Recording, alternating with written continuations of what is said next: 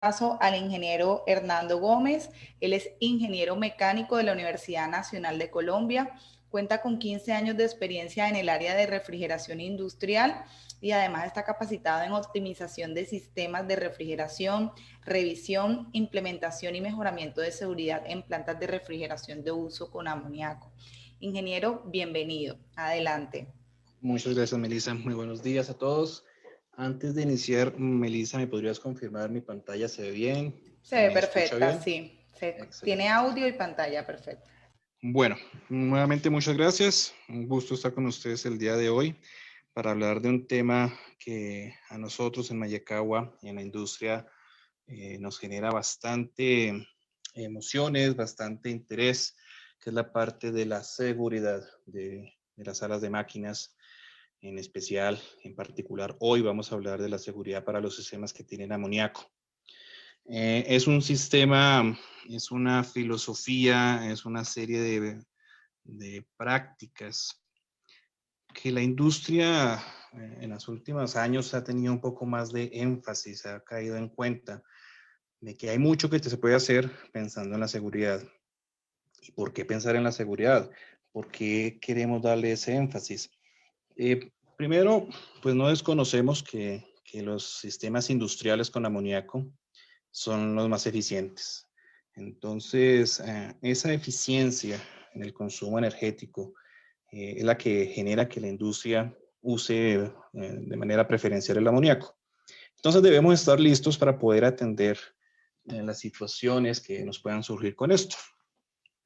Mm, Hemos venido desarrollando la industria durante las décadas anteriores siguiendo una serie de pautas, una serie de lineamientos y es un momento de hacer un alto, es un momento de estar evaluando cómo hemos venido nosotros siendo la industria y qué podemos hacer pensando en la seguridad y pensando en proteger a quién, proteger a nuestros colaboradores en todas nuestras plantas, a nuestros operadores que están en contacto con el sistema, poder proteger a las demás personas que están trabajando cerca de las salas de máquinas, para poder proteger lo que estamos nosotros fabricando, nuestro producto, que es lo que nos da los ingresos. Poder proteger también, muy importante, a la comunidad, a los vecinos cuando tenemos vecinos, cuidarnos de que no los afectemos por nuestros procesos y que eso no vaya a generar en nuestros procesos industriales una pérdida de reputación, una pérdida de buen nombre. Hay que cuidar mucho eso. Entonces, con todo eso en mente, desde Mayacagua, pues estamos adelantando hace un tiempo una serie de charlas enfocadas en el tema de la seguridad. Para esta charla, en el tema de la seguridad, pues vamos a utilizar como referencia tres pilares de información y de buenas prácticas. Iniciamos con ASRAE, que a nivel americano pues alberga una gran cantidad de normas, de las cuales la IAR se ha ceñido y las ha personalizado para el tema del amoníaco. Y finalmente, Vallecagua, quienes en la experiencia que tenemos con los proyectos que hemos desarrollado, con la ingeniería que se ha desarrollado a nivel mundial en todas las oficinas de Vallecagua, pues se ha logrado llegar a buenas prácticas, a recomendaciones en las cuales nosotros sentimos que podemos aportar y complementar un poco con las recomendaciones que nos dan las organizaciones americanas. No vamos a platicar el día de hoy acerca de las prácticas europeas. Nos vamos a enfocar con el estilo americano de ASRAE y de la IAR. Para desarrollar la presentación, entonces, pues vamos a hablar acerca de la sala de máquinas como el cuerpo central de nuestra presentación. Aunque claro que se puede expandir al resto del sistema.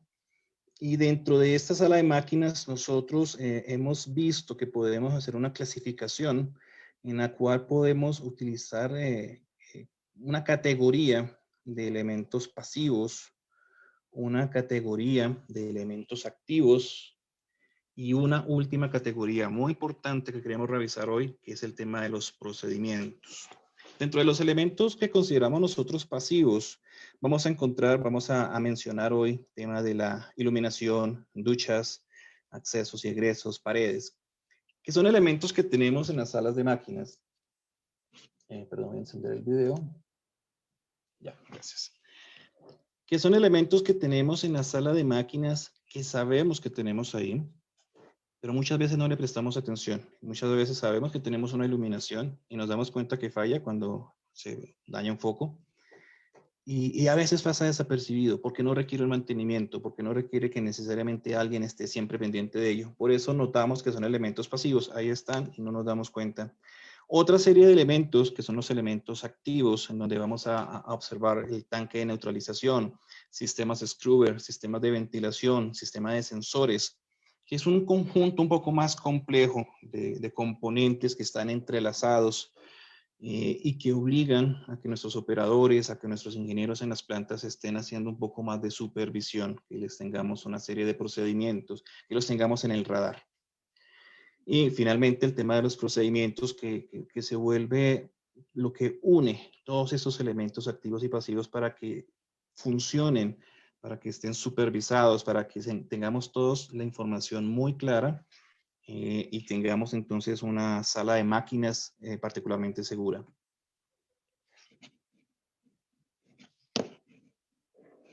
Ok. Hablemos entonces de los elementos pasivos. Vamos a hablar, iniciamos con la iluminación. Ok. Entonces, en esta presentación yo quiero mostrarles tres fotografías. Esta fotografía de la izquierda, una instalación, una sala de máquinas, en donde si observamos la iluminación se encuentra por encima de la sección de tubos, de los racks de tuberías, de los racks de bandejas eléctricas. La consecuencia de este diseño es que se ven muchas sombras.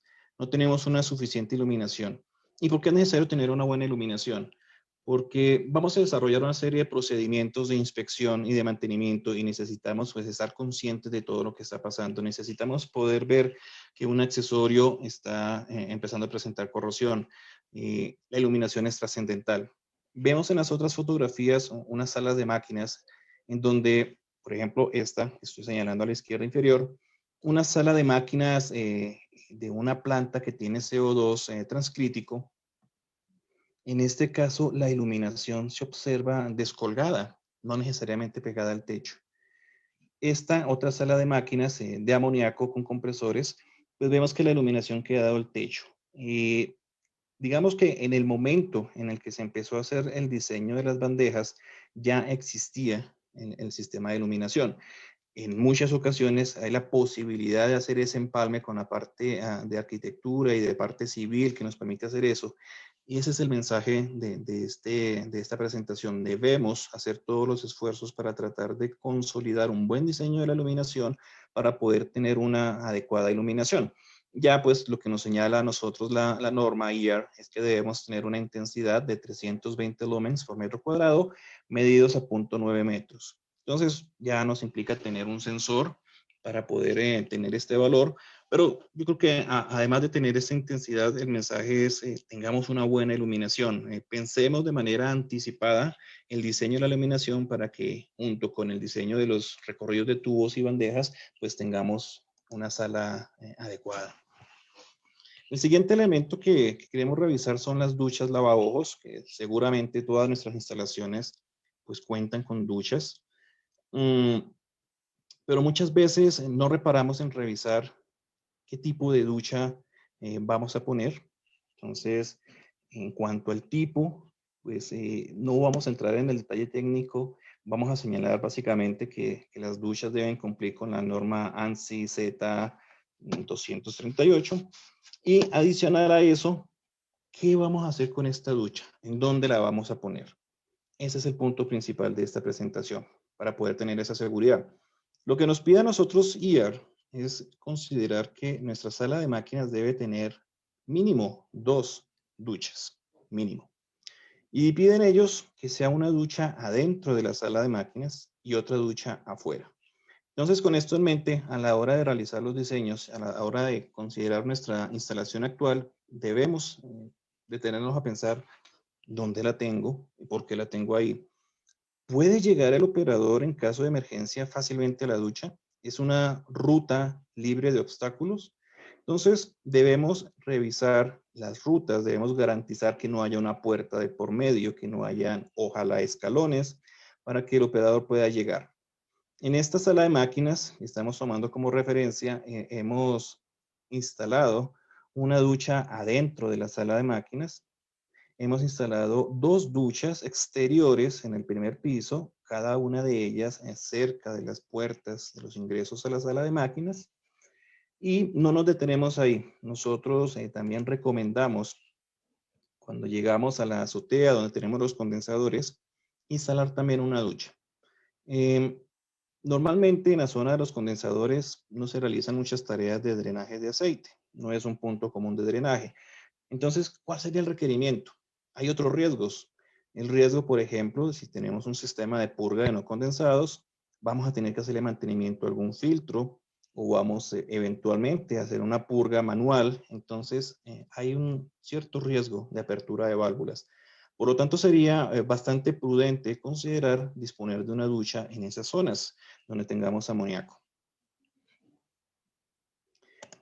El siguiente ítem que quisiéramos revisar son los trajes encapsulados, entendiendo estos trajes como también los autocontenidos. ¿Qué queremos revisar nosotros acá? No es como tal la especificación técnica del traje, que de eso no queremos mencionarlo, sino en dónde conviene dejarlos y cuántos vamos a disponer. La recomendación en amoníaco normalmente es nunca trabajar solo. Y cuando vamos a optar por ponernos un traje encapsulado, pues es una situación ya de emergencia, deberíamos estar trabajando siempre mínimo en grupos de pareja, mínimo. Entonces, debemos disponer de suficientes trajes para poder tener la atención correspondiente. ¿Y en dónde los vamos a dejar? Hay plantas que hemos podido ver, tienen estos trajes en custodia, por supuesto, en las porterías. Hay que entrar a pensar cuánto va a tardar el personal de brigada en llegar a la portería y luego devolverse con todo el peso que trae propiamente el equipo y llegar a la sala de máquinas. Entonces, un punto claro es dónde conviene. Estaremos de acuerdo todos en que adentro de la sala de máquinas es la peor situación. No debemos nunca dejar los elementos de protección adentro, que obviamente en caso de una fuga no vamos a poder ingresar a la sala de máquinas. Entonces debe ser afuera. Y debe ser afuera en un lugar que por supuesto esté vigilado, que tenga custodia, pero que esté relativamente fácil de acceder y que nuestra brigada se pueda acomodar a ellos. Adicionalmente, ¿qué más vamos a guardar en esos gabinetes junto con los trajes encapsulados? Debemos tener kits de primeros auxilios, elementos de protección, que si bien nuestros operadores deben tener esos elementos de protección, no queda de sobra guardarlos ahí en caso de alguna visita, alguna persona que nos pueda dar apoyo, que no tenga los elementos específicos para la sala de máquinas, los podemos disponer ahí. Trajes, no trajes, sino máscaras full face, disponer y garantizar sobre todo que tengamos filtros de repuesto para poder cambiarlos cuando los filtros se saturen. ¿Cuántos filtros? Eso depende del tipo de máscara que tengamos y de lo que nos diga el fabricante. Normalmente también nuestros operadores pues disponen de un sistema de comunicación, pero otras plantas de pronto no manejan algo diferente. Es conveniente entonces también disponer de un sistema de comunicación para poder platicar entre ellos y una recomendación también disponer de sistemas de monitoreo portátil de la concentración de amoníaco que nos permita no necesariamente en una fuga, sino en una inspección de rutina poder inspeccionar si tenemos alguna fuga y facilitar un poco la ubicación.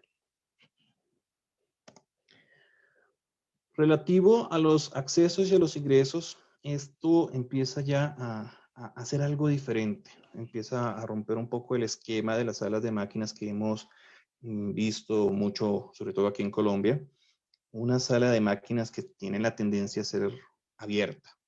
Aquí empezamos a cambiar un poco ese concepto. La invitación es a pensar en accesos restringidos y tener un concepto más hermético. Entonces, para poder acceder a nuestra sala de máquinas, sí es recomendado que haya un control de acceso. Control de acceso que puede ser a través de una llave o que puede ser a través de una llave electrónica o con huella, lo que más convenga dependiendo de la planta. Lo que sí debemos verificar es que la salida de la sala de máquinas no tenga restricciones. La salida de la sala de máquinas debe ser fácil. Veamos acá un sistema de autocerrado. La intención también es que la puerta o las puertas de la sala de máquinas pues tengan este sistema, de manera que la puerta mantenga cerrada. En climas cálidos normalmente se busca pues que las salas sean abiertas para que haya un flujo de aire y se lleve todo el calor que aportan los motores. Es un cambio de concepto. Tenemos que empezar a pensar en tener la sala más cerrada. Adicional a eso, en todos los accesos y ingresos debemos tener la responsabilidad de informarle al que vaya a ingresar de los riesgos, de qué se va a encontrar adentro de la sala de máquinas. En ese sentido, IAR nos recomienda, nos insta a poner marcación. Marcación que nos diga, vea, usted va a entrar a la sala de máquinas. Ojo que va a encontrar amoníaco adentro. Precaución, utilice sus elementos de protección auditivo y visual. Notemos acá el rombo de la NFPA. Normalmente se nos muestra que los rombos tienen la configuración 310. La IAR ha sido notificada también hace unos años por la NFPA acerca del comportamiento inflamable del amoníaco. Entonces, cuando tenemos amoníaco dentro de una sala de máquinas, la NFPA ha solicitado que se maneje con un grado 3. Solo si el amoníaco está afuera de la sala de máquinas debe ser con el grado 1. Este es un tema dinámico.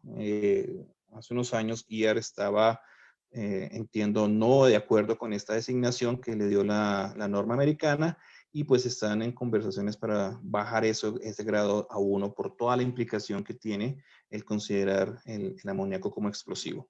Que cierto es explosivo bajo circunstancias muy particulares de concentración de amoníaco y de temperatura que difícilmente se van a encontrar en una sala de máquinas. Pero de momento, pues es lo que hay, es la norma americana que insta a utilizar entonces adentro el grado 3. Adicional a eso, pues veremos que vamos a tener que poner algunos selectores para el control de el encendido manual de un sistema de ventilación que veremos más adelante o apagar los equipos, una parada de emergencia.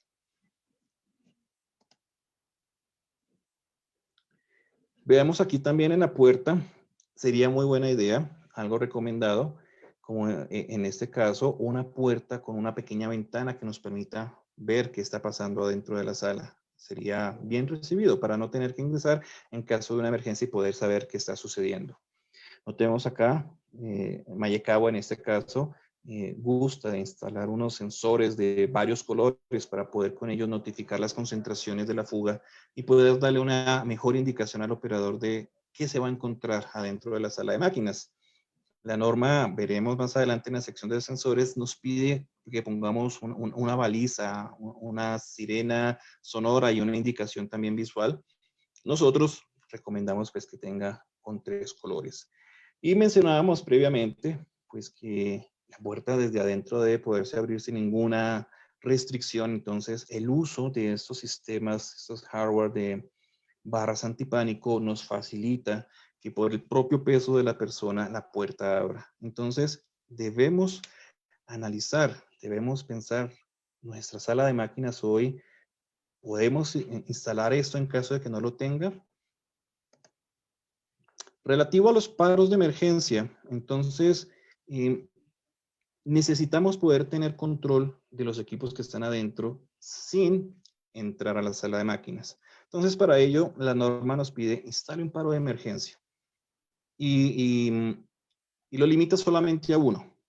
Nosotros, en Mayekawa también, preferimos manejar tantos paros de emergencia como tengamos puertas o ingresos a la sala de máquinas. Hemos instalado 2 o 3 dependiendo de la cantidad. ¿Por qué? La idea de este paro de emergencia es que la persona, si está dentro, pueda salir por la salida más cercana e inmediatamente actuar el paro. Hay puertas que suelen ser las favoritas, que es por donde entran y salen normalmente las personas, pero no necesariamente esa puerta va a ser la que el operador utilice en caso de salir. Entonces, con esa filosofía nosotros hemos preferido instalar más sensores, más paros de emergencia, de manera que lo podamos hacer.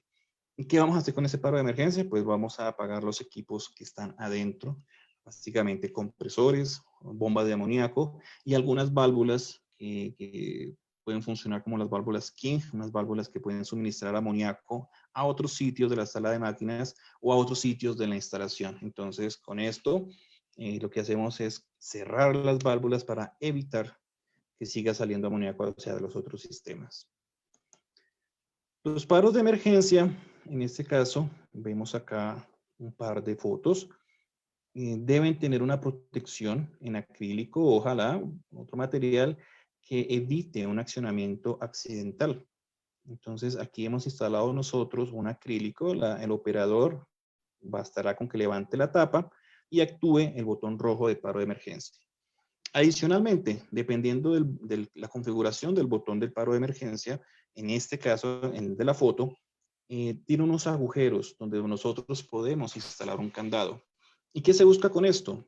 Que si alguien opera el paro de emergencia, esa persona no puede quitar el paro de emergencia para restablecer el sistema, porque para poder devolverlo debería tener acceso a una llave física que me abra el candado, de manera que la tapita roja que yo presioné la puedo levantar y volver a quitar el paro. Esto buscando que el desaccionar el paro de emergencia sea una tarea consciente. En caso que haya sido por equivocación, pues habrá que asumir la responsabilidad, o si realmente hubo una fuga, tendrá que buscar al encargado y el encargado tendrá que entrar a la sala de máquinas e inspeccionar que realmente todo está en orden y ahí sí levantar el paro de emergencia. Adicionalmente, pues el sistema de control normalmente va a requerir un rearranque del sistema, entonces nos tocará entrar al tablero y hacer esas tareas. Ese tema del candado es solo una sugerencia, la norma no solicita nada de eso, pero hemos visto que podría ser una buena idea. Algunas veces muy restrictiva, entonces hay que revisar caso por caso qué conviene. En cuanto a las puertas, entonces veíamos nosotros que eh, algunas instalaciones pueden tener distinta cantidad de puertas. Básicamente lo que IAR acá nos está diciendo es que en función del área de nuestra sala de máquinas deberíamos tener 2 puertas. Esto aplica mucho en instalaciones que van a ser nuevas, entonces debemos empezar a pensar si nuestra área supera esto, al menos 2 puertas. ¿Y cómo vamos a poner las puertas? Entonces lo que nos señala también IAR es que pues debemos ubicar cuál es la mayor longitud de la sala de máquinas. Entonces, en este caso, tenemos una longitud L y lo que buscamos es que la separación entre las puertas sea mayor o igual que L medios. De manera que las puertas no estén tan juntas. Es lo que se busca, ¿no? Que cumpla una función realmente de estar distribuidas en la sala de máquinas. Pero adicional a eso, también se debe buscar que desde donde yo esté en mi sala de máquinas, en el punto más remoto, supongamos esta esquina, tenga menos de 45 metros hacia la puerta más cercana.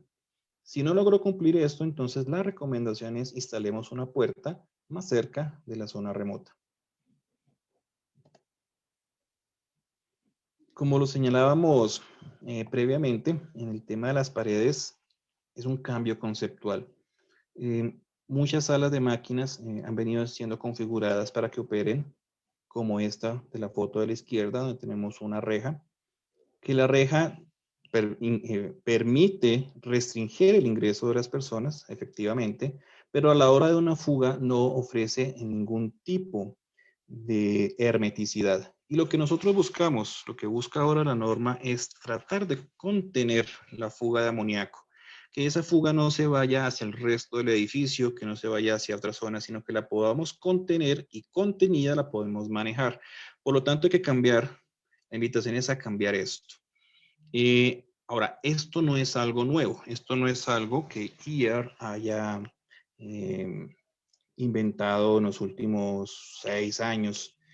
Esto viene desde hace mucho tiempo, por eso las plantas actuales deben pensar en actualizarse. En el caso de Colombia, de donde les estoy saludando, pues la normatividad actualmente no obliga a seguir estos lineamientos. Entonces se quedan en buenas prácticas, en recomendaciones. Sin embargo, a nivel Latinoamérica se están haciendo muchos adelantos para permitir que todo esto se vuelva un poco más formal. Dependerá de cada gobierno hasta dónde se logre. Entonces, habrá que revisar qué podemos ir nosotros adelantando y poniendo nuestra sala de máquinas un poco más con la directriz americana para cuando llegue el momento, si llega a nuestros países, poder cumplir y tener un poco más adelantado ese camino de estandarización de nuestra sala de máquinas. Aún así, observamos en la foto de la derecha, esta es una sala que tiene una pared, parte es de mampostería, otra parte es de panel termoacústico. Observemos que se dejan unas rejillas. ¿Qué buscamos nosotros? Pues con estas rejillas. En la foto de la izquierda, de la misma sala de máquinas, lo que buscamos es que haya un ingreso de aire, porque aunque es hermética, debe permitir que ingrese aire. Veremos un poco más adelante, cuando veamos el sistema de ventilación de emergencia, cuál es el propósito de la ventilación y por qué debemos permitir que ingrese aire. En la foto de la derecha, pues entonces también algunas otras plantas han optado por instalar un sistema más sofisticado en donde se instalan rejillas con actuadores. ¿Qué se busca acá?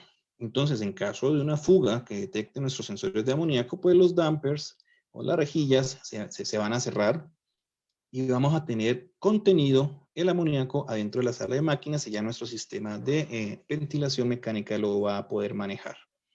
Durante la operación normal de la planta, entonces esto está abierto y va a permitir el ingreso del aire. Entonces, ojo, si bien estamos hablando de que sea un diseño hermético, debemos poder permitir que ingrese aire. Adicional a eso, pues hay que también hacer una revisión de los materiales que vamos a utilizar nosotros en las paredes. No deben ser materiales que sean combustibles. En caso de un conato de incendio, debemos garantizar ante la luz de IR, pues, que lo que pongamos como pared pueda resistir al menos 1 hora de fuego. Entonces ya es un reto alto el material que vayamos a poner. Si no lo podemos hacer, la norma también nos permite poner los rociadores de agua para poder atacar cualquier situación de fuego. Sin embargo, Ana, el tema de agua, donde tenemos motores eléctricos grandes, hay que tomarlo con precaución, ¿no? Revisar las protecciones que tenemos de nuestros tableros, la protección que tenemos en nuestros motores, de manera que no vayamos nosotros a dañar equipo eléctrico por tener un accionamiento del sistema de rociadores. Entonces hay que pensar bien si mejor hacemos una sala de máquinas con otro tipo de material o instalamos los rociadores. Entonces, hasta acá hemos visto los elementos pasivos. Melissa, ¿nos ayudarías, por favor, presentando un pequeño cuestionario que me gustaría nos ayudar a responder para obtener un poco más de contexto de ustedes como industria, qué perciben acerca de estos elementos activos, pasivos? Listo, ingeniero. Ahí pueden ver el primer cuestionario.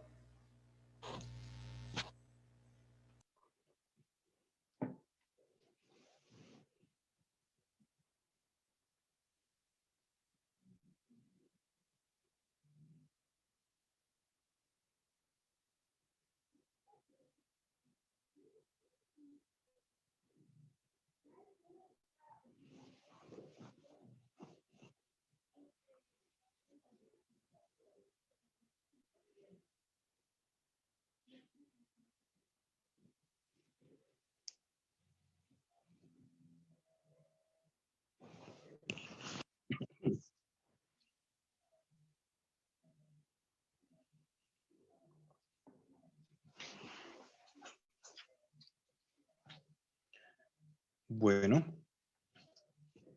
entonces, Melissa, ¿se pueden ver los resultados ahora? Sí, ya voy a finalizar la votación con los votos que hay.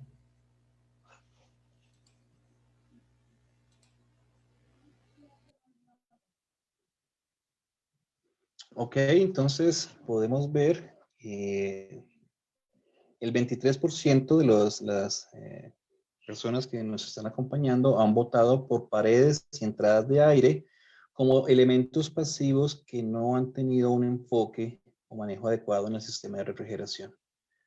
Muchísimas gracias por la votación. Vamos a continuar entonces con el capítulo de los elementos activos.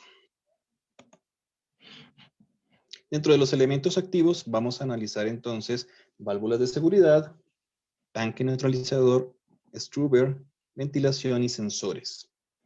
Ok, entonces en cuanto a las válvulas de seguridad, recordemos, las válvulas de seguridad son obligatorias y son elementos que nos van a permitir controlar una sobrepresión en un tanque, en un compresor, en un intercambiador de calor, en una tubería, ocasionadas por múltiples motivos, pero básicamente el primer motivo es fuego, es el aporte de calor debido a un posible incendio. Entonces, ese es un factor a tener en cuenta. Recordemos que si en nuestra sala de máquinas tenemos elementos combustibles cerca de nuestro sistema, hay que penalizar el diseño de las válvulas de seguridad.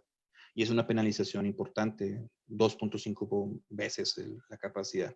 Entonces, lo mejor sería no tener elementos combustibles cerca de nuestros equipos. Analicemos también, aquí tenemos unas configuraciones, tenemos, por lo menos los que maneja Mayekawa, tenemos válvulas de la marca Hansen, válvulas de la marca Danfoss, válvulas de la marca Parker y también de la marca Hare. Tenemos configuraciones duales, tenemos configuraciones sencillas. Hay muchas posibles configuraciones. Yo puedo tener un tanque muy grande en el cual no quiero poner una válvula muy grande, entonces pongo dos que están desahogando continuamente y las puedo tener ambas duales. Eso es posible, la norma nos permite poner eso, o nos permite poner una válvula mucho más grande para un solo tanque. Como quiera, hay que reconocer pues que lo mejor sería, en la medida de las posibilidades, tener una válvula con configuración dual. Esta válvula nos permite, a través de la válvula que tenemos en la parte inferior, la válvula de 3 vías, poder separar una válvula de la otra, de manera que si una válvula actúa, yo moviendo el vástago de la válvula de 3 vías, puedo sacar de operación una válvula, tengo la otra válvula sin presión y la puedo cambiar fácilmente. Cuando tengo una configuración sencilla, pues yo ya debo revisar que mi tanque o mi compresor o el equipo que yo estoy protegiendo, pues tenga la facilidad de ser puesto en vacío para poder realizar el cambio.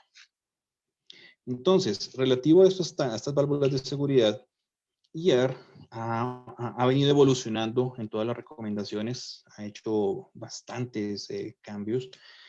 Iniciamos con unos boletines que funcionaban hasta hace unos años, boletín 109, donde nos decía la válvula de seguridad debe ser reemplazada o inspeccionada, limpiada y probada al menos cada 5 años. Entonces sale una discusión permanente que tenemos en la industria de la refrigeración, es cambiar la válvula de seguridad con el costo que eso implica.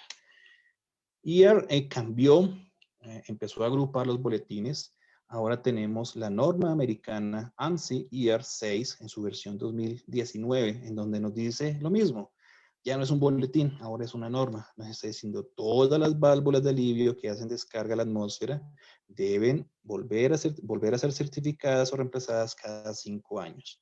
Entonces, normalmente los fabricantes de las válvulas nos van a decir, tienes que cambiar la válvula de seguridad. Estrictamente hablando, la norma nos dice la puede volver a certificar. El problema es ese. ¿Quién certifica las válvulas? Normalmente en la industria encontramos compañías que certifican válvulas, pero son válvulas de seguridad para aire, o vapor, en donde si hay alguna pequeña fuga, no es manejable, no pasa nada. Con amoníaco no es tan manejable. Entonces, la recomendación nuestra es, si usted la puede certificar y tiene una compañía que lo hace con tranquilidad, la norma lo ampara. Si no, prefiera entonces y cambiarla. Acá vemos en esta fotografía algo a tener en cuenta, varios aspectos. Primero, una válvula de seguridad sencilla en donde tenemos una válvula de corte. Esto no está bien hacerlo. La norma permite algunas excepciones. Dice, bueno, usted lo puede hacer, pero debe desarrollar todo un procedimiento administrativo en donde garantice que esta válvula siempre está abierta, como en la industria petrolera.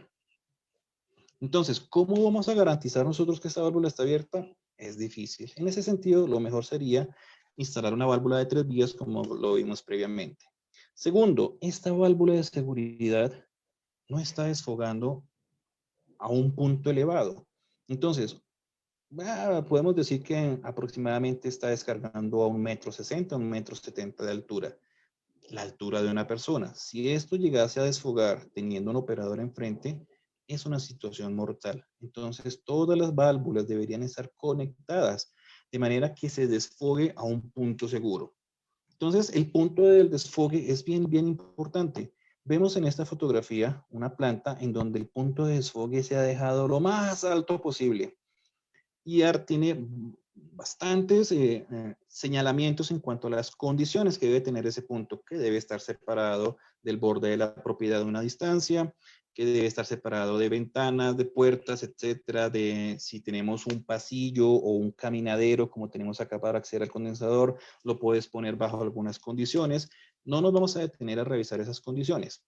El mensaje aquí es, ojo, debemos tener cuidado en donde desfogamos.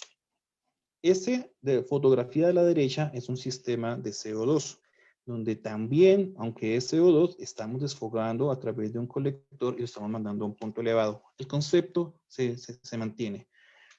Vemos en esta siguiente presentación un problema recurrente que sucede en los sistemas que están desfogando a la atmósfera, y es el efecto que trae la humedad del aire sobre la válvula de seguridad. Entonces, normalmente en este esquema vamos a tener que los tanques están protegidos por las válvulas, también el compresor, y tenemos una red de tuberías que desfoga en un punto que ya hemos designado de seguro, ahí no va a pasar nada. La recomendación aquí es poner unos sifones o unas trampas mejor de humedad, de manera que con los cambios de la temperatura ambiente, esa humedad si condensa, no condense en la válvula de seguridad. La condensación en la válvula de seguridad va a generar una alta corrosión. Y si bien las válvulas de seguridad están fabricadas de unos materiales que normalmente van a resistir la corrosión, pues no va a facilitar. Entonces, debemos mejorar esto. Esta es una buena práctica. Sería instalar entonces este tubo, como se ve, un tubo amarillo, donde podríamos instalar un visor para que el operador vaya mirando si tenemos ya un nivel de condensados y una válvula de bola para sencillamente drenar. De esta manera, pues vamos a mitigar, vamos a tratar de evitar que la humedad llegue a nuestra válvula de seguridad. Esto en el escenario de un desfogue a la atmósfera. Sin embargo, pues el desfogue a la atmósfera tiene algunos riesgos. Las corrientes de aire pues son cambiantes y eventualmente ese amoníaco desfogado puede llegar a una oficina o puede llegar a la zona de proceso o puede llegar a la comunidad. Entonces, la norma también permite utilizar un desfogue hacia el agua. Hay otros tipos de desfogues, hay desfogues hacia fuego, que no lo vamos a revisar, no tenemos experiencia en él. Entonces, el desfogue hacia una línea de agua, básicamente la norma solicita, tenemos que identificar cuál es la válvula de seguridad que puede llegar a disparar y durante una hora cuánto amoníaco va a desfogar. Una válvula de seguridad podrá estar desfogando unos 30 libras por minuto y eso llevado a una hora vamos a tener 1.800 libras desfogadas, una gran cantidad de amoníaco, hablemos de 900 kilos y por cada kilo de amoníaco debemos tener más o menos 4 o 5 kilos de agua, si no me falla la memoria, entonces nos va a volver un tanque muy, muy grande. Entonces, estrictamente hablando, IAR nos pide eso. Si vas a desfogar al agua, que tengamos cierta cantidad de agua por cada kilogramo de amoníaco que pueda llegar a desfogar. Y esa cantidad de amoníaco obedecerá a un estudio de ingeniería donde entran análisis de probabilidades y de riesgos y también el criterio subjetivo del diseñador en donde vamos a decir, esta es la que va a desfogar o estas dos o estas tres. En ese sentido, Mayekawa ha realizado una pequeña desviación. Entonces, estamos instalando unos tanques más pequeños donde estamos disminuyendo el peso del equipo, el peso de agua contenido y por lo tanto, pues va a disminuir el requerimiento civil a la losa si lo tenemos en un segundo nivel. En la fotografía de la izquierda vemos un tanque fabricado en acero al carbón. En el de la derecha es un tanque fabricado en acero inoxidable para clientes que así lo prefieren. El agua que vamos a contener adentro es agua de la cañería normal, no tiene ningún requerimiento en particular. ¿Qué hacemos nosotros? Al igual que lo solicita IAR, pues el agua, el amoníaco del desfogue debe entrar por la parte inferior del tanque. Hay un sistema de burbujeo para que el amoníaco se salga en forma de burbujas y el agua que está encima pues lo pueda absorber o la pueda neutralizar. Hay variaciones. Hay compañías que lo que han hecho es también inyectarle CO2. Cuando se le inyecta CO2, entonces el agua amoniacal que quedó como residuo de la mezcla del amoníaco y del agua, pues entonces va a generar una sal, un carbonato. Y ese carbonato como sal, pues se va al fondo del tanque. Si no tenemos CO2, entonces lo que vamos a tener nosotros es un agua amoniacal que naturalmente tiene un pH elevado y como consecuencia de esto, pues tenemos que cambiar el agua. Entonces tenemos una serie de controles que en función del pH, pues va tomando una decisión inteligente, decisión que va comandada por ese tablero de control y va diciendo, ¿sabes qué? Vamos a cambiar el agua. Entonces empezamos a abrir una serie de drenajes automáticos y permitimos que ingrese nuevamente agua y vamos tratando de renovar esa agua para poder seguir absorbiendo el amoníaco. Es una variación de lo que IER recomienda. ¿Qué tenemos que tener en cuenta acá? Uno, el manejo que le vamos a dar al agua amoniacal. Es un agua que no se puede arrojar a la cañería normal. Debe tener un manejo. Y si lo mandamos a la planta de tratamiento de agua residual, entonces debemos también anticipadamente hablar con el propietario de la planta y explicarle qué vamos a recibir, cuál podría ser la cantidad de agua para que ellos analicen si eso no va a dañar la planta o los microorganismos que tienen en la planta. Y eventualmente pues tendremos otras oportunidades como instalar unos tanques de paso donde vamos a ir a acumular esta agua y luego de manera dosificada vamos enviando a la planta de tratamiento. Aquí vemos algunas instalaciones que hemos encontrado en instalaciones de clientes en donde han tratado también de utilizar el mismo concepto, unos recipientes que tienen agua y pues la válvula de seguridad desfoga. Es un buen acercamiento, sin embargo pues tiene bastantes oportunidades de mejora. En ese sentido pues la invitación es siempre a que nos consulten, ojalá a nosotros para poder asesorarlos y poder instalar un dispositivo más robusto y con una instrumentación que nos permita evaluar qué está sucediendo. Los sistemas Scrubber son sistemas que se utilizan ampliamente en la industria química para manejar gases. En este caso, nuestra casa principal en Japón pues ha desarrollado un Scrubber de la serie MAS. Son Scrubbers que están pensados básicamente para poder manejar una fuga de amoníaco en una sala de máquinas o también poder manejar ese desfogue de la válvula de seguridad que estábamos viendo para no mandarla al ambiente, no mandarla al agua, sino mandarla a este dispositivo.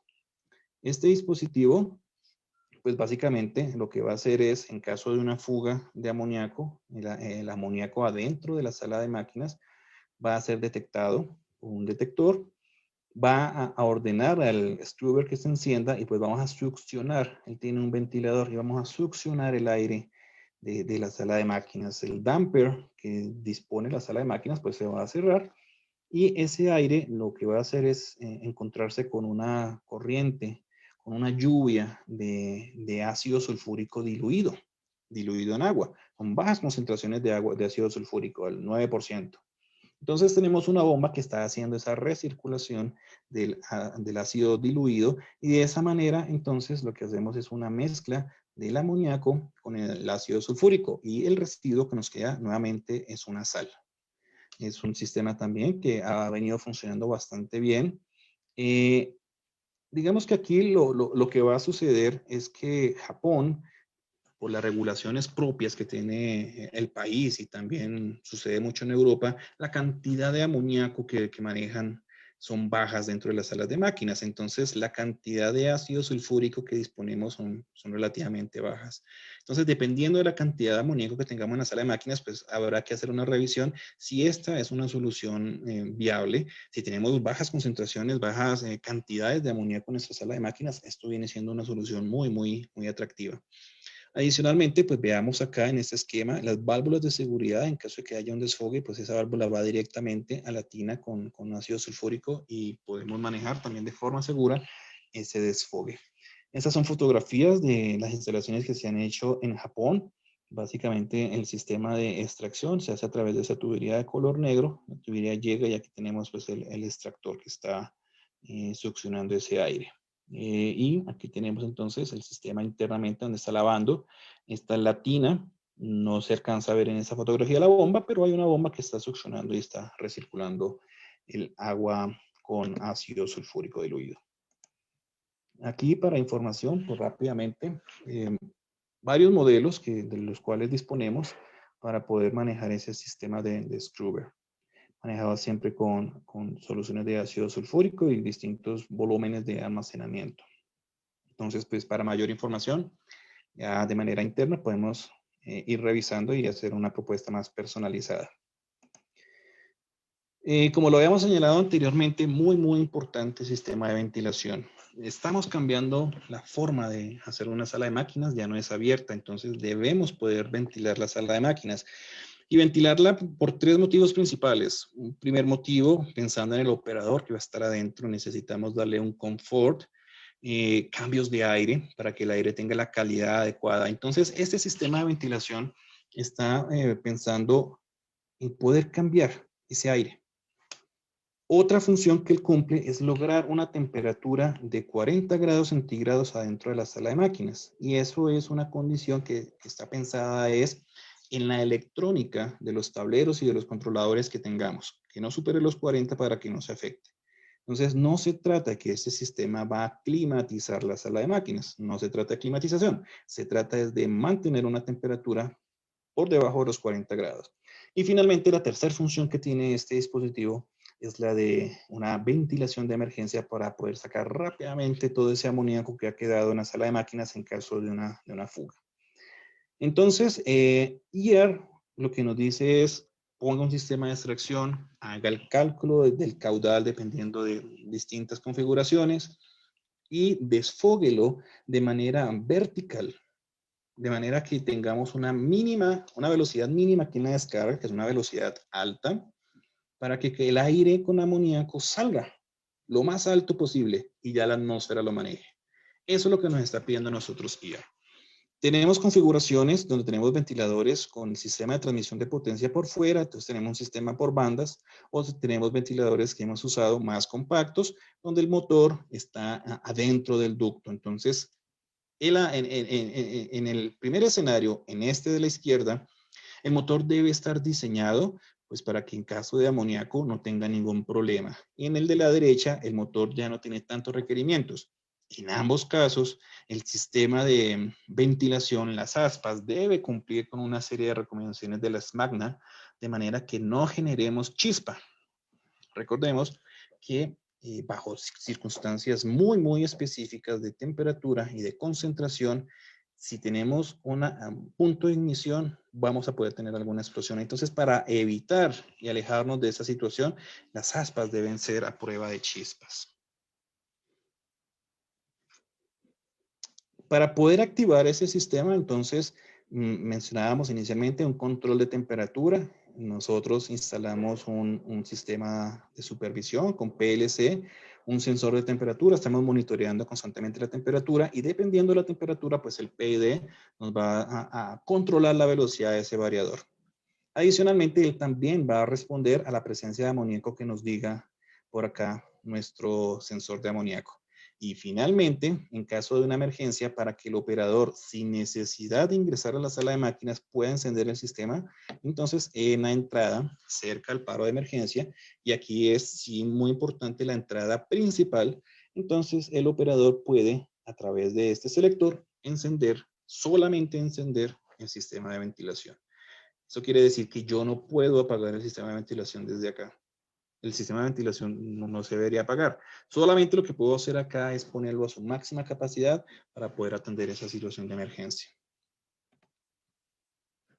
Ahora, todos los sistemas de seguridad normalmente deben estar con algún tipo de redundancia. Aquí lo que se busca es, si yo tengo una sala de máquinas muy grande, yo puedo pensar en poner no uno, sino poner 2 ventiladores.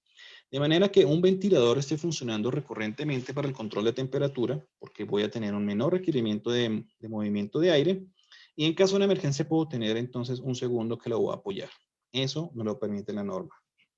Adicional a eso, normalmente nosotros tenemos un tablero que está alimentando todos nuestros equipos en sala de máquinas, compresores, bombas, condensador.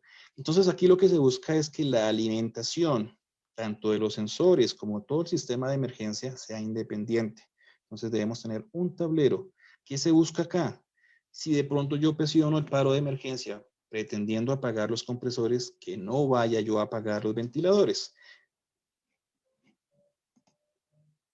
En esta fotografía vemos distintas instalaciones que hemos podido realizar, en donde hemos en algunas instalado unos ductos en el interior de la sala de máquinas, y esos ductos van a lo largo de la sala buscando ir succionando ese aire que está ingresando por las rejillas que vimos al comienzo de la presentación. Entonces la rejilla se pone en una posición baja y se busca es que sea forzada el aire a subir y atravesar lo más que pueda la sala de máquinas para poder arrastrar todas esas trazas de amoníaco que nos van a quedar después de algún mantenimiento.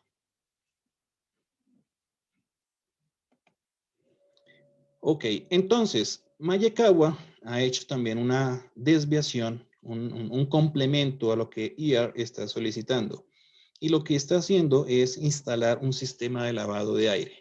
Entonces lo que hacemos es instalar a la descarga del ventilador una zona en donde podemos tener una serie de aspersores para poder lavar ese aire y tratar de minimizar el riesgo de que ese aire, que igual sale a una velocidad alta, a la misma velocidad que nos pide la norma, salga con la menor cantidad posible de amoníaco. Y eso es solamente una seguridad extra que le ponemos para minimizar que ese amoníaco llegue a la comunidad o al proceso interno y tengamos esa pérdida en la reputación de nuestro nombre.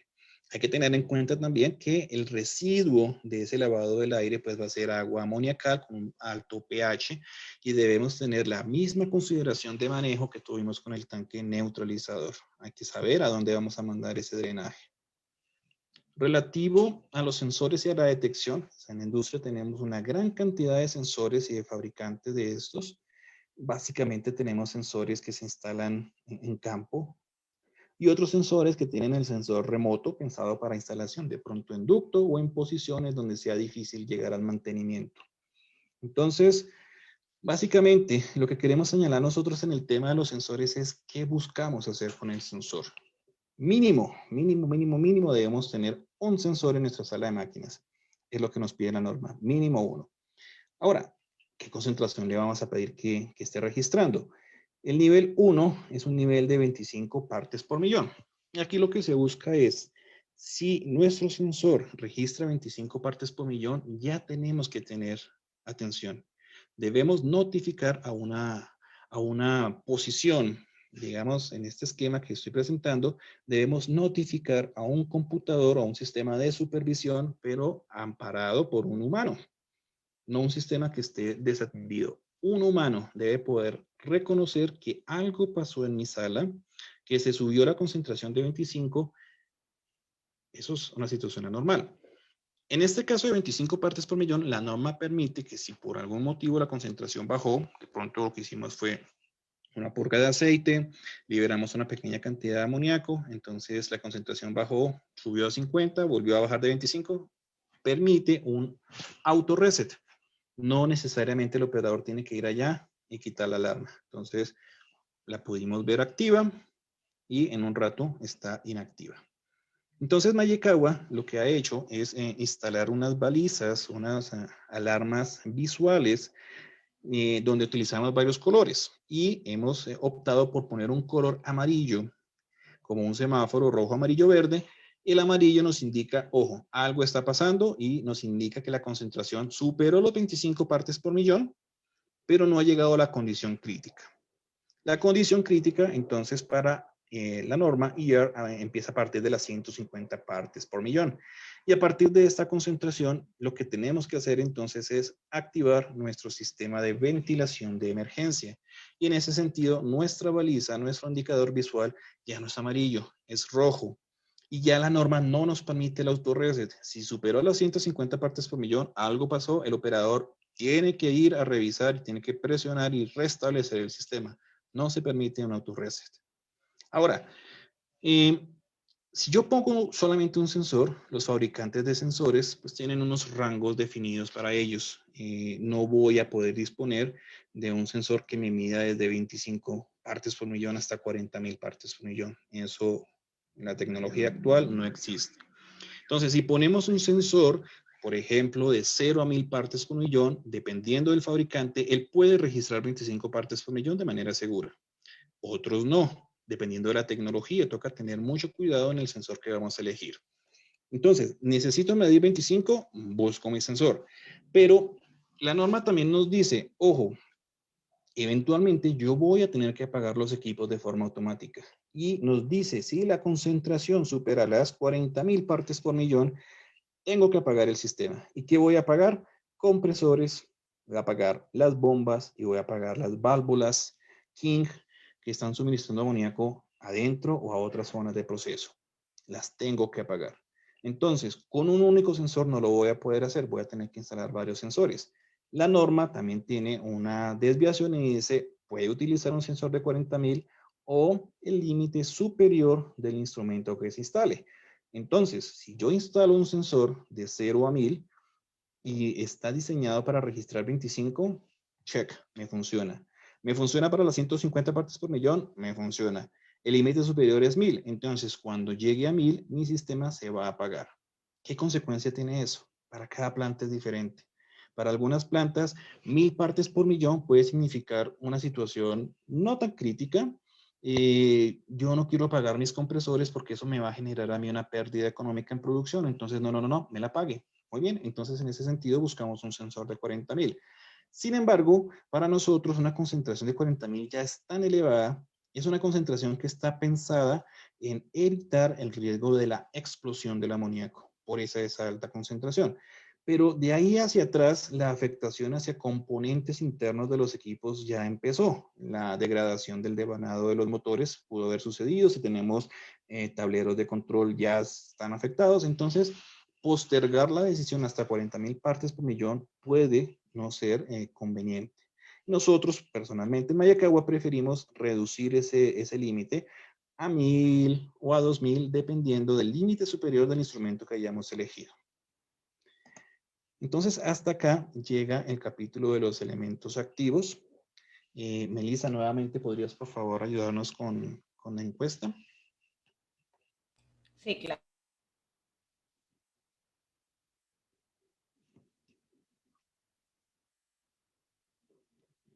Entonces, relativo a los elementos activos que hemos visto, ¿cuál considera prioritario instalar en su sistema de refrigeración en los próximos 2 años? Muy importante, nosotros entendemos normalmente todos los sistemas de seguridad involucran un gasto en inversión, un gasto económico. Y eso difícilmente va a generar una mayor producción. Entonces debemos evaluar con nuestras áreas financieras la conveniencia por reputación y por seguridad para poder instalar de manera progresiva todas las mejoras que estamos viendo y otras que van a salir seguramente para tener una sala de máquinas mucho más segura.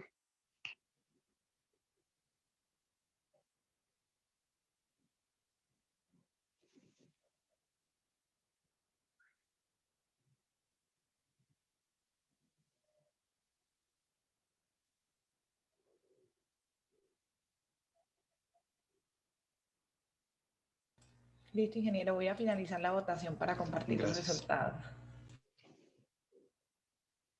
Ok, entonces el resultado nos muestra que el 32% de las personas que han votado opinan que el sistema de sensores de amoníaco y de alarmas sería lo que tendría prioridad como inversión en los próximos 2 años.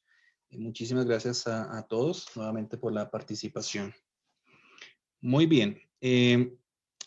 Para finalizar nuestro tercer componente, nuestro tercer pilar que queremos revisar acá, vamos a hablar de los procedimientos.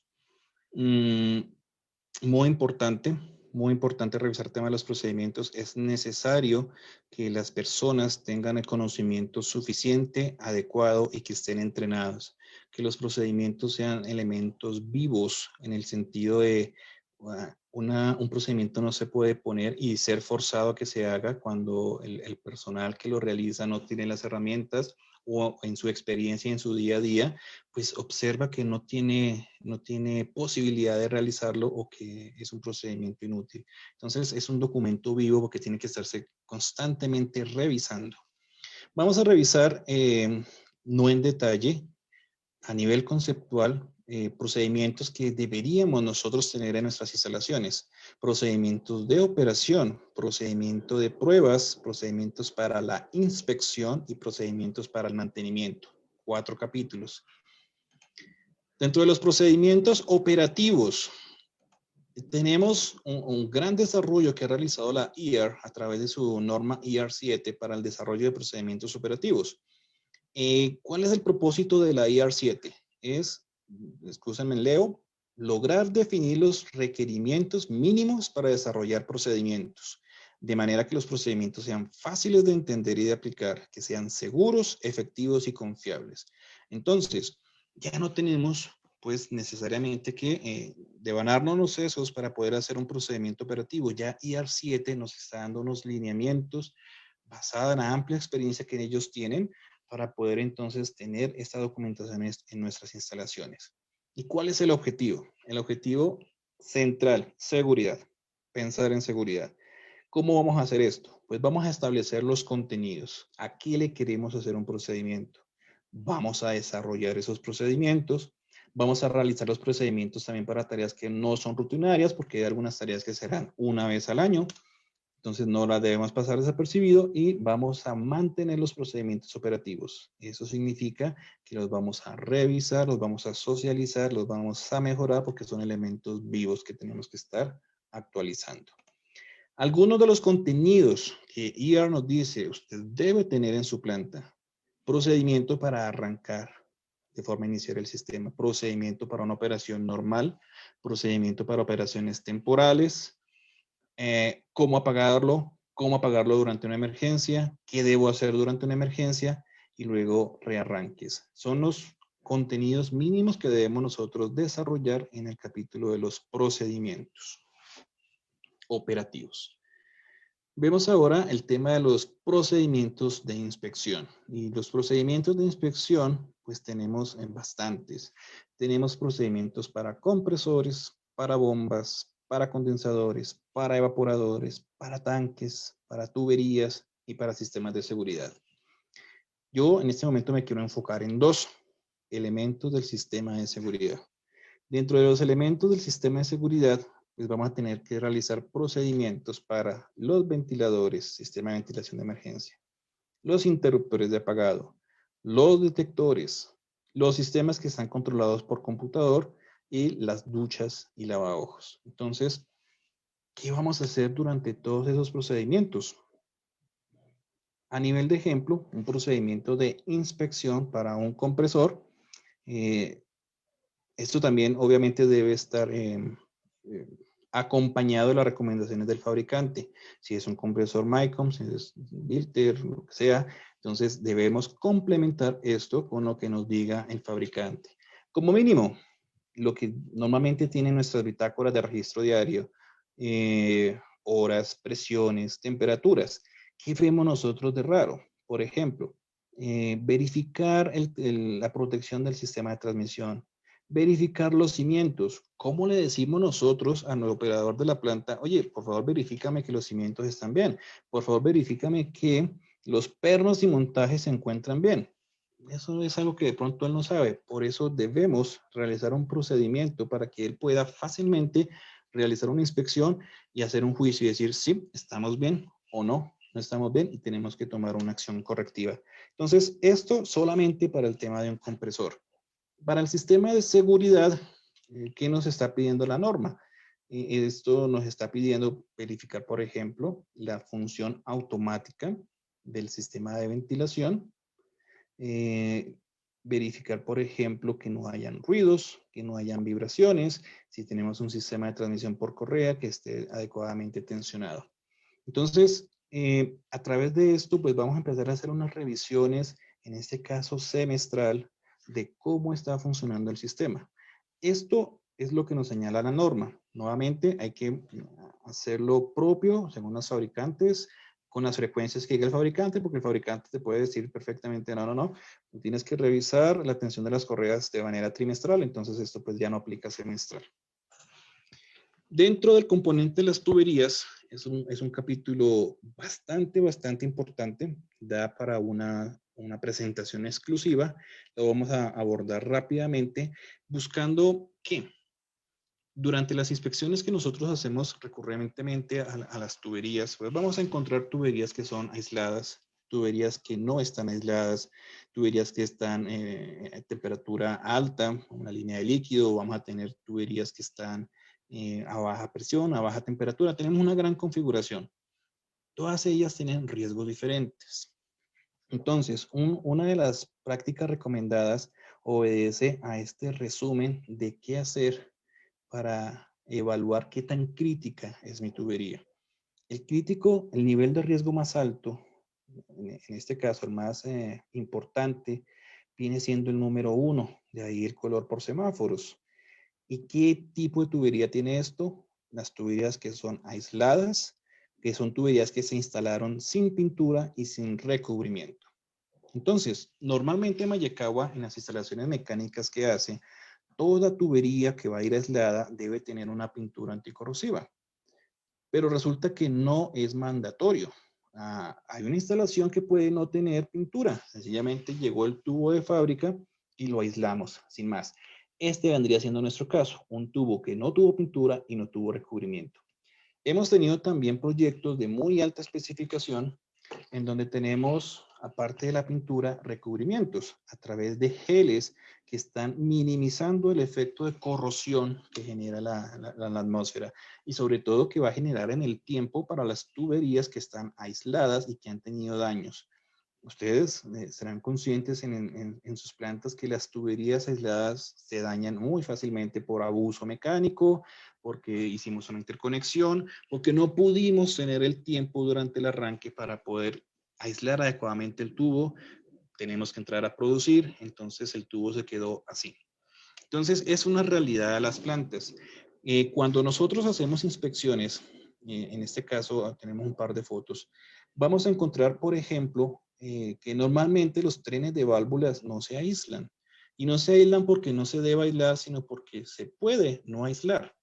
Hay fabricantes que venden unos moldes para poder aislar las válvulas de manera que tengamos un control. Adicional a eso, pues no ayudamos a la instalación cerciorándonos que tengamos unos buenos sellos en donde termina el aislamiento y empieza el tubo. Entonces, si nos devolvemos a la tabla, la tubería que tiene mayor cantidad de riesgo vendría siendo, por ejemplo, una línea de líquido en la cual su temperatura de operación esté por debajo del punto de rocío, que cambia con la ciudad y con la hora del día, y está sobre cero. Entonces, podríamos pensar de pronto una tubería como esta, en donde vamos a tener de pronto un descongelamiento en un evaporador, muchas horas al día, ella no está operando, no estamos por ahí sacando ningún líquido, entonces esa temperatura ambiente y en otros momentos empezó a recircular líquido del producto de la descongelación.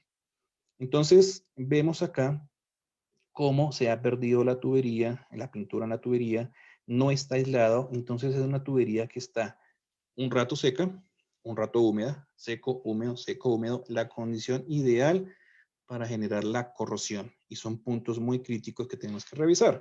Entonces, a través de una revisión y a través de un criterio que nos dan las prácticas, pues podemos entonces poner distintos niveles para poder poner distinto grado de atención a las distintas situaciones que nos vamos a encontrar.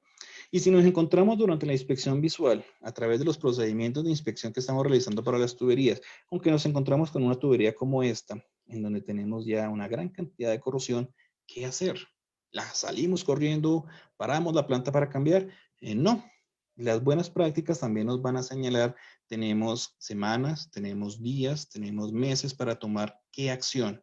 Entonces, lo primero que vamos a hacer es una inspección de espesor de aislamiento, y dependiendo de los resultados, pues miraremos una serie de valores de espesores críticos que nos van a decir, no, esa tubería ya no sirve, hay que cambiarla, o no, todavía tenemos un suficiente espesor. Entonces hay una secuencia de pasos que podemos hacer para poder, antes de intervenir en la tubería, planear y tomar decisiones adecuadas. Esto lo podemos hacer a través, pues, de una evaluación en campo, de inspecciones visuales e inspecciones de espesor de aislamiento. Y eso hace parte, pues, de las tareas de inspección que proponemos. Sucede de forma similar con los tanques. Hay tanques que se aíslan, que no necesariamente van pintados, o van pintados. Exactamente lo mismo nos va a aplicar. Finalmente, en el tema de procedimientos para pruebas, digamos, en este caso para un compresor, pues lo que nos está diciendo la norma es, hola, usted con base anual tiene que realizar pruebas a su sistema de seguridad, a la del compresor. Entonces, normalmente debemos verificar que nuestros interruptores de baja, de alta presión, de temperatura estén funcionando. Y eso debemos hacerlo con base anual y tenemos que tener un procedimiento y debemos tener registros. La norma nos dice por cuántos años tenemos que guardar los registros. Entonces, esto es algo que normalmente no hacemos. Eh, entonces, la invitación aquí es, tenemos mucho por desarrollar a nivel de procedimientos, muchas oportunidades de mejora para poderlo desarrollar. No necesariamente esto involucra una gran inversión, es solamente organizarnos y ponernos esto de acuerdo y tener la información disponible para cuando vayamos a hacer nuestras verificaciones.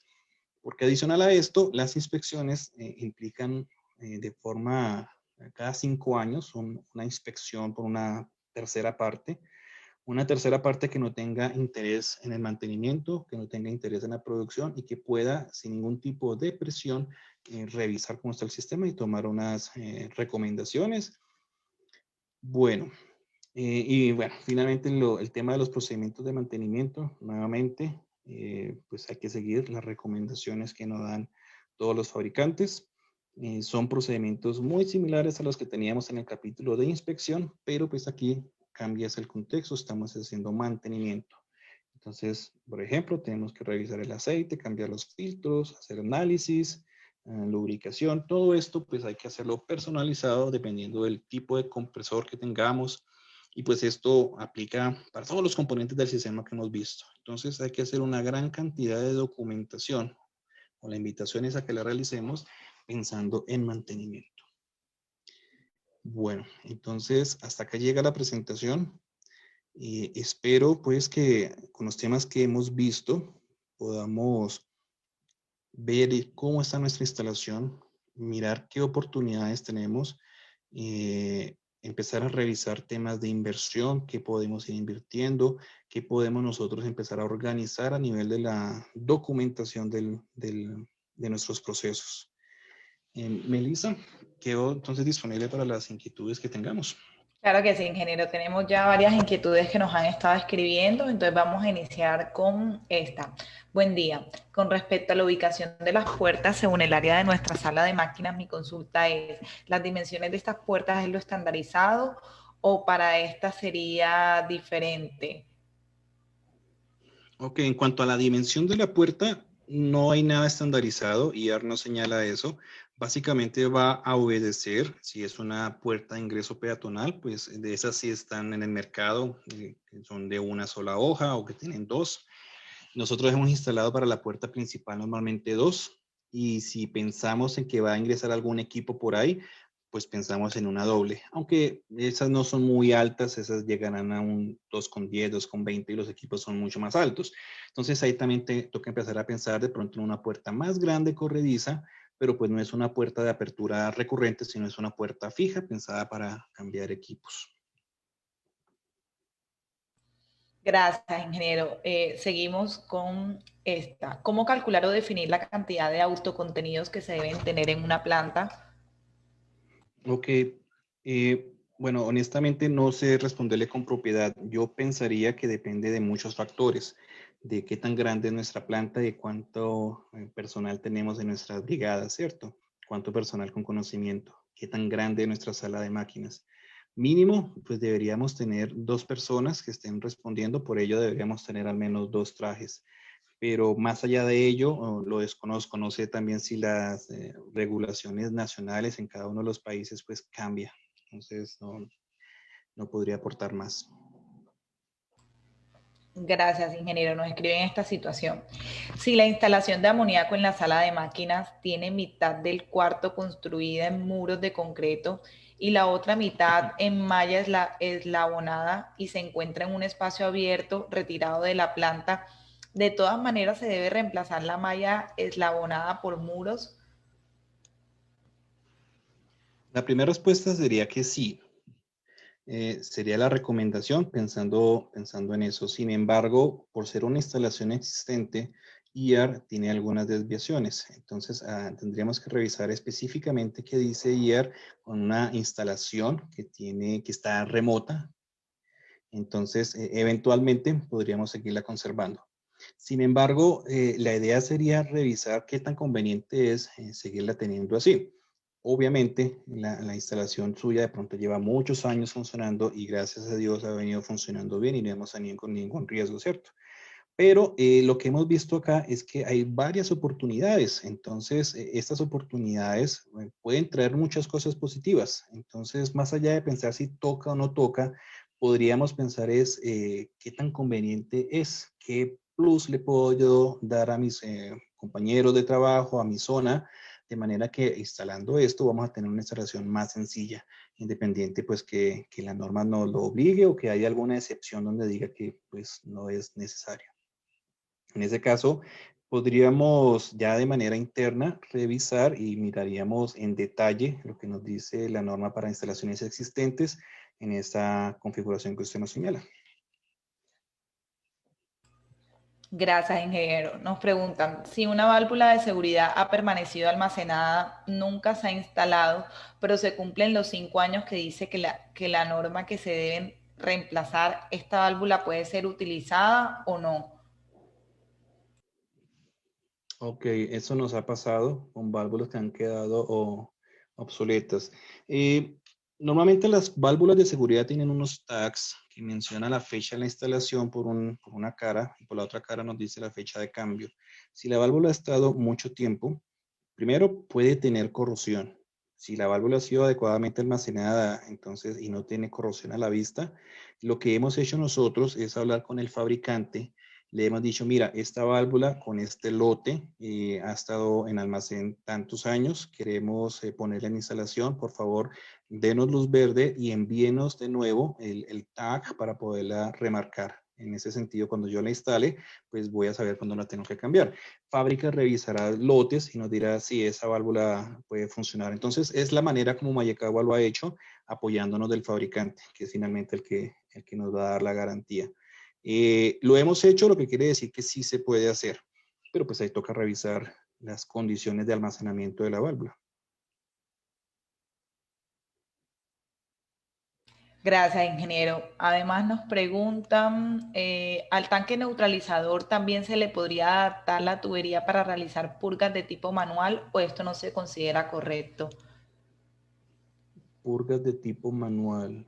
Sí, sí, sí. De hecho, nosotros hemos utilizado también los tanques neutralizadores para poder hacer un sistema de vacío. En algunas instalaciones, el cliente requiere realizar un vacío, sacar el amoníaco de un tanque, de un compresor, vamos a hacer un cambio de aceite o vamos a cambiar filtros. Entonces, no quiero liberar amoníaco dentro de la sala de máquinas, entonces le conecto un compresor reciprocante pequeñito, le hago vacío y mando ese amoníaco pues al propio sistema de amoníaco. Cuando yo termino de hacer ese mantenimiento, me queda aire con amoníaco en ese tanque o en ese compresor, entonces el mismo compresor me succiona esa mezcla y lo mandamos al tanque neutralizador para poder evitar esa liberación de amoníaco en la sala de máquinas y que se activen todos los sensores. Entonces, no veo por qué no se puede hacer con una purga manual, que básicamente sería conectar con tuberías hacia el sistema, abrimos y el amoníaco llegaría allá y se neutraliza. Entonces, la norma hasta donde lo he leído no dice lo contrario, entonces infiero que sí se puede hacer. Gracias, ingeniero. Nos preguntan, ¿cuál es el pH que debe tener el agua de un tanque difusor para así determinar que el agua contenida en el tanque va a neutralizar el amoníaco de una manera adecuada? Normalmente las instalaciones industriales tienen pHs del agua del acueducto, estamos hablando tal vez de 7. Entonces, lo que nosotros hemos visto con el agua que se queda estanca en el tanque, después de varios meses no sube su pH. Y si sube, lo vimos alguna vez, fue consecuencia tal vez de alguna reacción que tuvo con el interior del tanque por la corrosión y se subió algunos puntos. Pero en términos generales no va a subir de 8. Entonces, pues depende de la calidad del agua de la planta. Realmente la consecuencia de ingresar el amoníaco es que se va a subir el pH. Entonces, no sé exactamente si el agua tuviese un pH, por decir, de 8, si pierde capacidad de absorción de amoníaco. No lo había pensado así. Entonces, nada, si es para un sistema de seguridad, es lo que tengamos disponible. En caso de que se pierda alguna capacidad de absorción porque viene con un pH un poco más alto, pues lo que va a suceder es que la frecuencia de drenaje del tanque pues se va a subir. Pero eso no implicará que tengamos que hacerle un tratamiento al agua del tanque de absorción. No, no lo haríamos de esa forma. Tenemos otra pregunta. ¿Cómo se soluciona el problema de agua de lluvia entrando a la descarga vertical de la extracción de aire?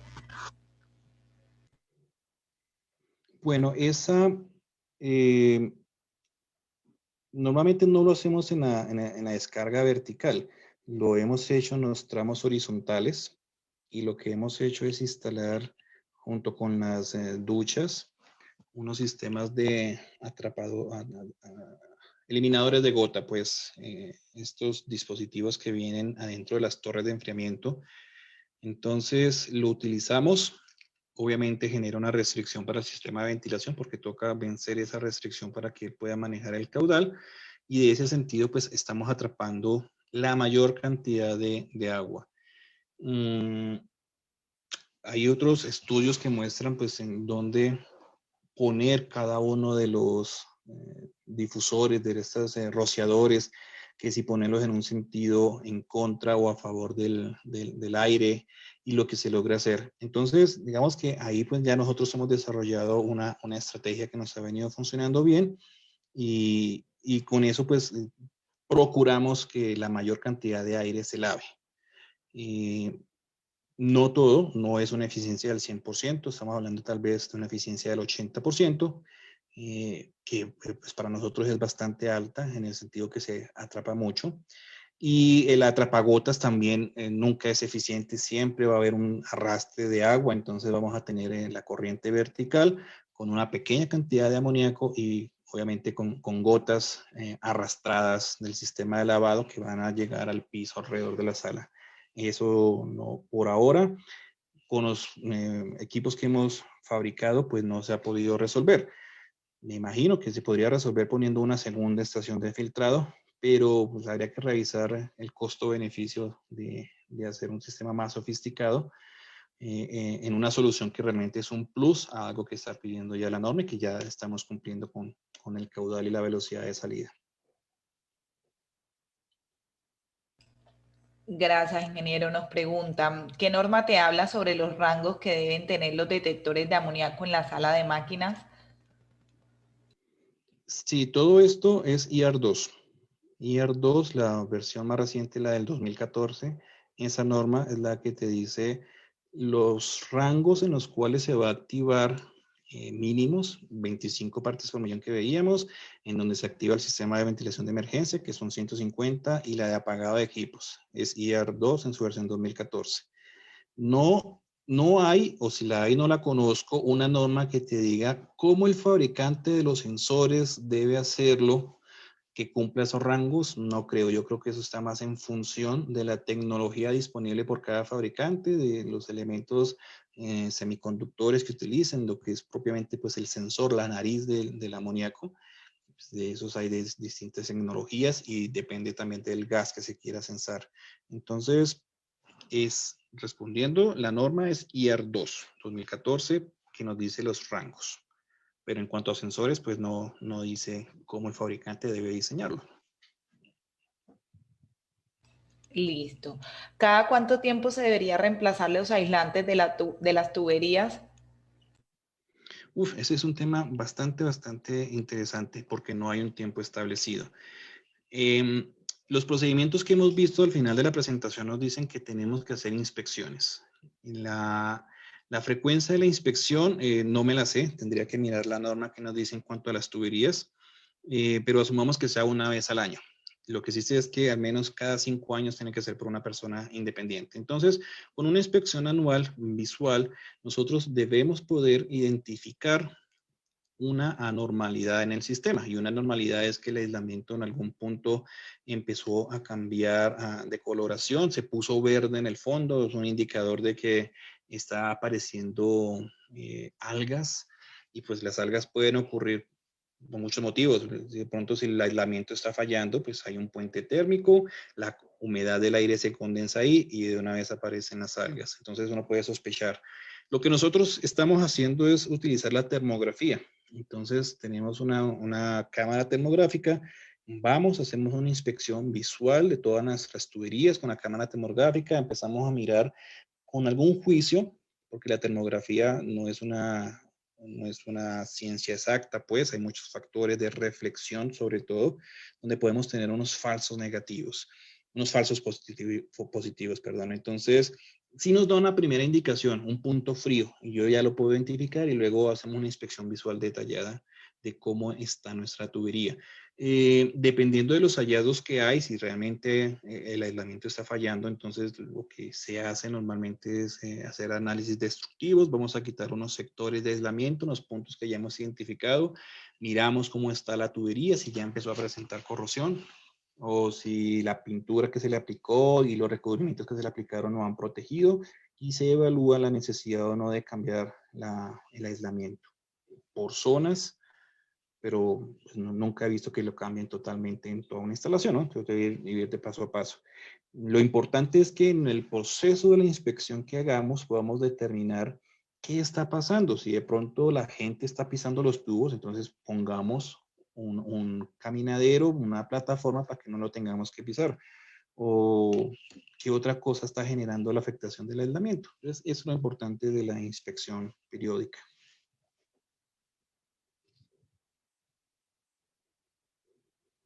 Gracias, ingeniero.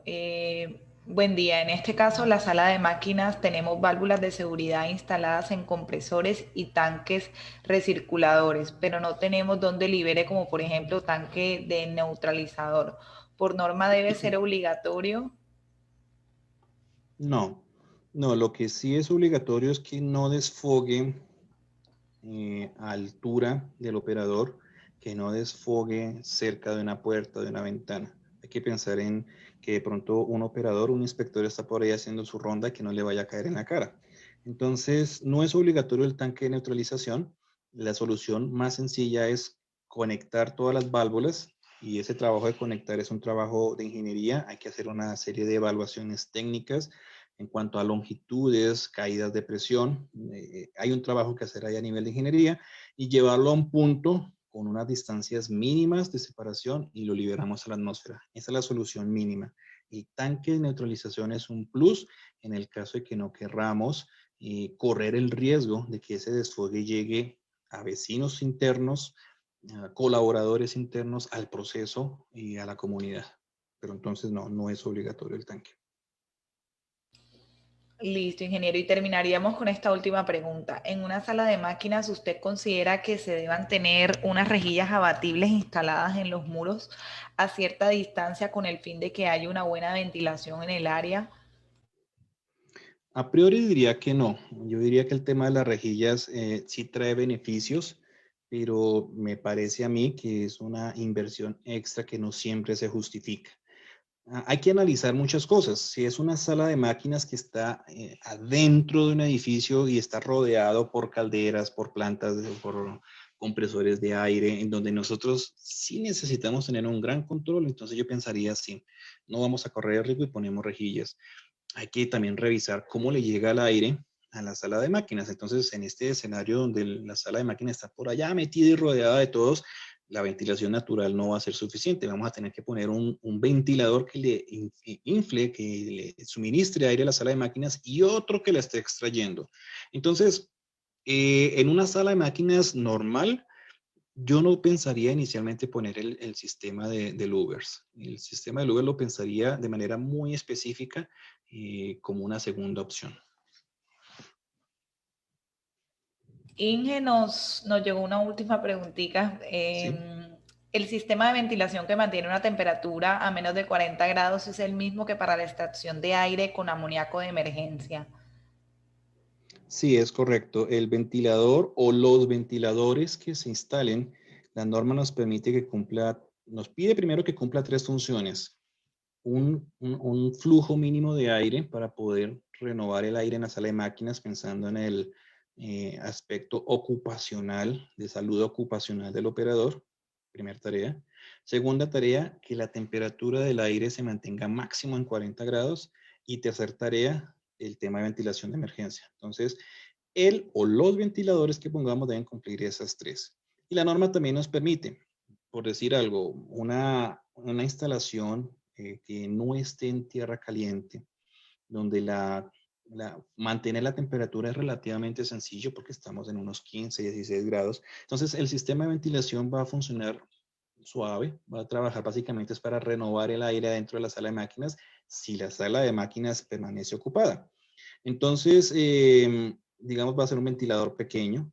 Y si la sala, además de eso, es grande y para poder extraer en situación de emergencia, yo necesito un ventilador muy, muy, muy grande, lo más recomendable sería poner unos 2 o 3 ventiladores, uno trabajando para ese control, el del día a día, y los otros 2 para apoyo en caso de emergencia.